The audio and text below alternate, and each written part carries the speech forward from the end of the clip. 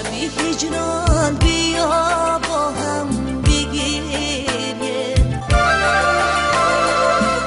و بیرحمی این عالم بگیریه برای ما که در آتش نسوزم رسولی حق گریست ما هم بگیریه. این آخرین ترانه ملیکا سعیدова هنرمندی معروف تاجیک است که تقریبا 1 سال پیش سروده شده است. از آن وقت تا حالا ملیکا دیگر ترانه ایجاد نکرد و معلوم نیست که برنامه‌های ایجادیش در آینده تهیه خواهند شد و یا نه.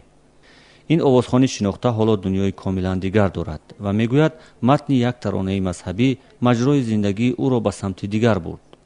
او را بیشتر به خدا نزدیک کرد و زیارت کعبه مقدس را نصیبش کرد. ملیکا صحنه و تمرین و ترانه‌سرایی را به دکانی خرد در یکی از کوچه‌های دوشنبه عوض کرده است. بعد بازگشت ملیکا سعیدова از زیارت خانه کعبه ما با او صحبتی داشتیم و او اشاره‌هایی کرد که این زیارت ارزش‌های قبلی را در نظر او کمرنگ تر کرده است. و اون سرود وقتی که اومدن ماه رمضان بود و من الکی ثبت کردم و بعدا مدتی چند خیلی گذشتم ماه رمضان بعد مادرم شب لیلة القدر بود همراه نشستیم سرود خونه ما حتی نمیدونستم چی کدوم نمودی فرم بشم فرمایشی همون لباسایی که صحنوی داشتم همونایی گرفتم و روی مال مادرم همین خیر کرده پیشان نفسم خوندم همین من تنها دستور داده بودم در شعر الکی من رفته بودم جان و دل من صدای مادر قربانی ترانه. ملیکا از هنرمندان محبوب مردم تاجیکستان است که ابتدای سالهای 90 قرن 20 به صحنه هنری تاجیک پیوست. یکی از شعرهای شاعره معروف گلرخسار آن زمان او را همچون هنرمند جوان و صاحب استعداد معرفی کرد. ملیکا در طول تقریبا 20 سال اخیر همه ساله یک آلبوم سرودهای خود را نشر میکرد. اما با یک بارگی بریدن او از کسب و پیوستن او به جاده دیگر همتاها و مخلصانش را هم به حیرت آورد و هم محزون کرد. در دل مردم جوشته است. همچو هنرمند او را دوست می‌دارند تا حوض را سراغ میکنند.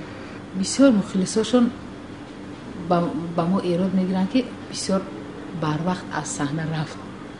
ملیکا در برابر اون که سراینده بود و گفتم که ترنمگری صدها دلهای علم زده و درمان بود. ببینید من یکی از اون نفر مخلصان ارشدی ملیکا سعید هستم و حتی وقتی سروده های خانم ملیکا را گوش میکردم قصد داشتم که منم شاگرد ملیکا سعید بشوم. هر یک سرودی رو مثلا تا همین سالهای 2008 خواندهش رو من از یاد میدونم. ملیکا سعید که امروز خودش رو یک با عنوان زنی مذهبی معرفی کرده است فعلا و پیشه تاجری رو گرفته است، ولی من فکر میکنم که این پیشه تاجری پیشه ملیکا نیست. راهی مرا فروزان در زندگی خدایا از مرا نسوزان در زندگی خدایا. در جامعه تاجیکستان در اوج معروفیت تغییر کسب کردن هنرمندان حادثه معمولی نیست و شماره هنرمندانی که بناگاه بیهوده بودن صحنه و آوازخوانی را درک کرده باشند زیاد نیستند. این کسب با آوازخوان شهرت و معروفیت می آورد. از او به اصطلاح گلی سری سبد می سازد. زندگیش را تامین می کند و هزاران نفر را شیفته و مخلص او می کند. برای از این همه دست کشیدن انسان باید ارزش بزرگتری از این همه پیدا کرده باشد. از شکرانه که همین کتابای با حرف کریلی بسیار است. بسیار کتابا را میخواندن، بسیار همین احترام میکردن هر یک مثلا کتابای مسلمانی البته داشتن، البته در دل داشتن که در همین سن سال رفتن و قطعا من کردن همین پیشروی هنری خودشون.